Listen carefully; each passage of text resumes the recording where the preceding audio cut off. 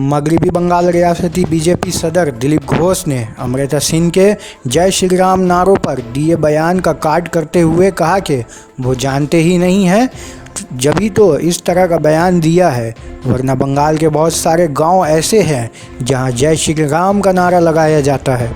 इसके अलावा दिलीप घोष ने जय श्री राम नारों को हथियार बताए जाने पर भी अपनी बात रखते हुए कहा कि बंगाल में राम के नाम लेने वालों को मारा पीटा जा रहा है और न जाने कितने अब भी लापता हैं।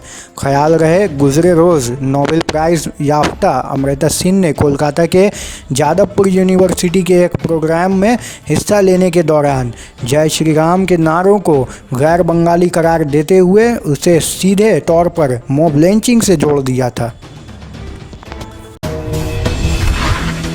अमृता सिंह ने कहा है कि जय श्री राम का जो नारा है, जो स्लोगन है, वो बंगाली कल्चर के साथ जाता नहीं है। यहाँ पे दुर्गा पूजा होता है, यहाँ पे रामनवमी नहीं होता। नहीं, ना बंगाली कल्चर ना भारतीय कल्चर। किस कल्चर के बारे में उनको जानकारी है? यहाँ की जिम्मेदारी लेना पड़ता है, लोगों का सुख दुख में रहना पड़ता है, तब पता चलता है। जय श्री राम तो गाँव गाँव में लोग बोल रहे हैं, पहले कुछ लोग बोलते थे, पूरा बंगाल बोल रहा है।